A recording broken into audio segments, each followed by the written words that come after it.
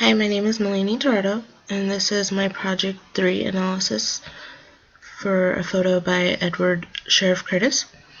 He is an American photographer, born in 1868, died in 1852. Some interesting information about him is that at the age of 12, he built his first camera.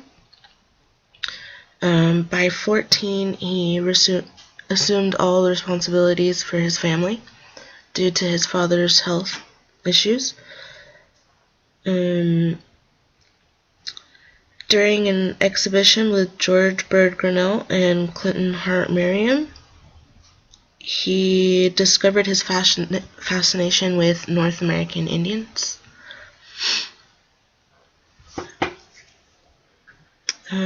One of his quotes is that the passing of every old man or woman means the passing of some tradition, some knowledge of sacred rites possessed by no other.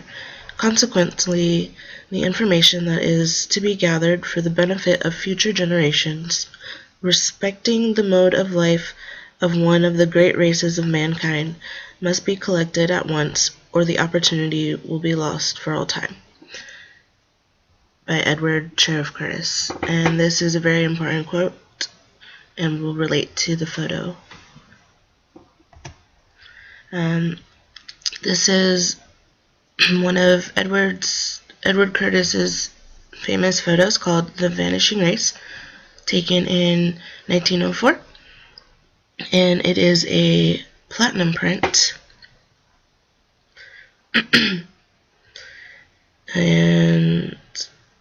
And the original size is about 6.5 or 6 1/4 by 8 inches.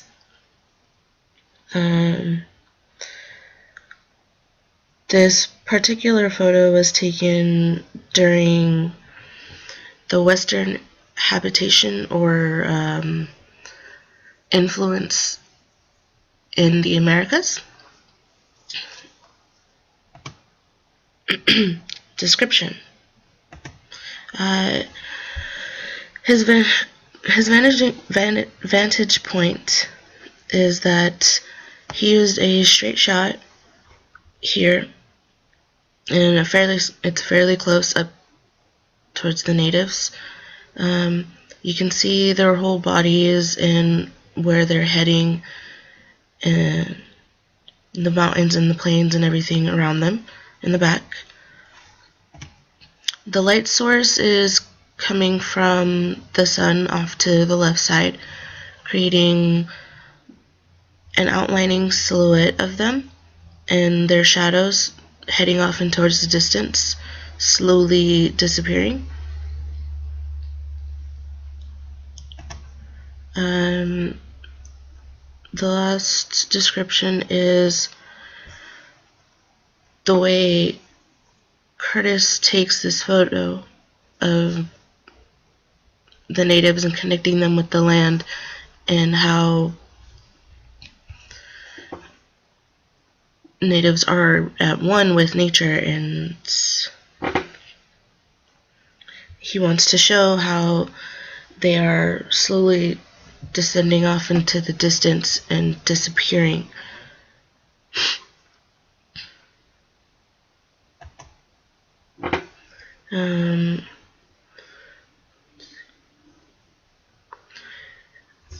Looking at this photo, I see how there is a race that is disappearing or no longer of any importance in the world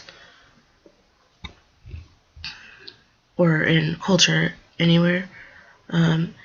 His intention was to show how Native Americans were looked down upon. Their culture wasn't as important to Westerners, and he wanted to be able to capture their culture, their traditions, learn their ways, just to be able to keep it alive.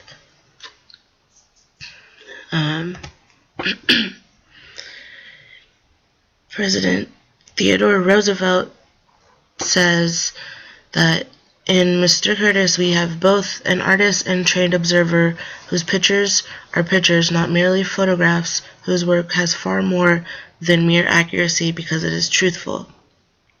Mr. Curtis, because of the singular combination of qualities with which he has been blessed, and because of his extraordinary success in making and using his opportunities, has been able to do what no other man has ever done. What, as far as we can see, no other man could do.